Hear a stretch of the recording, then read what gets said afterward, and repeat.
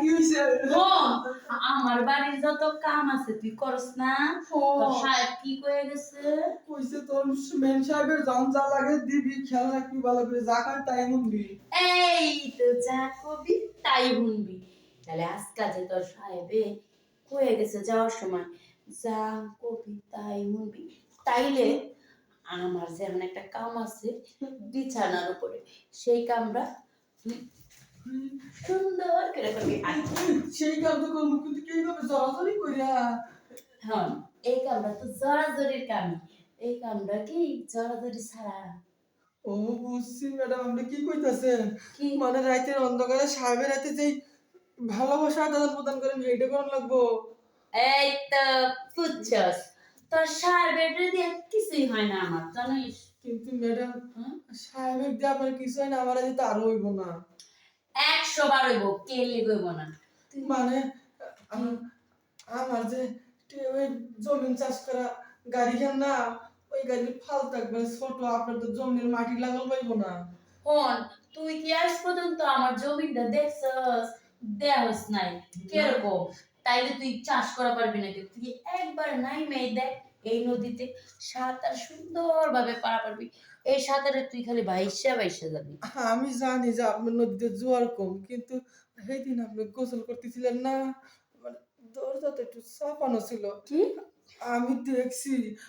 আপনার যে জমিন বাবা রে বাবা আমার দিকে সেই দিন তো জোয়ার করতেছে এত কথা বাদ হন আমার জমি যেমনই হোক একবার খালি সাঁতার কইরা দেয় এই নদীর থেকে আর তোর উঠতে মন যাবে না তোর সাহেবের যে হাল চাষের যে নাঙ্গলটা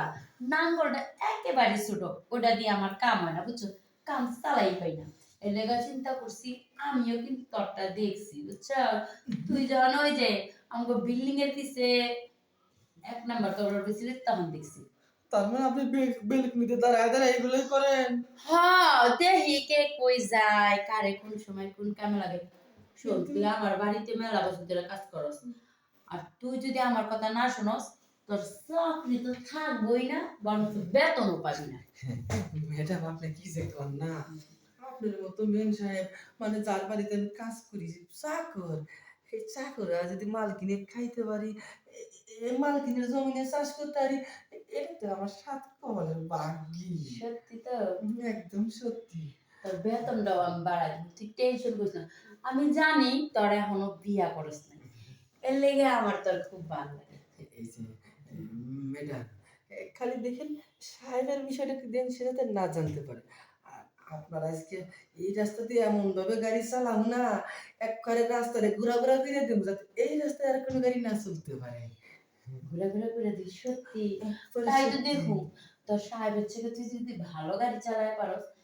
তোর সাহেবের জায়গাটা তোরই দিন তোর সাহেব আউট ওইটা হইতে খালি একবার দেখেন কি রকম ড্রাইভার আমি হইছি ঠিক আছে দেখা যায় আজকে আপনারে একবারে পাগল কইরা দিব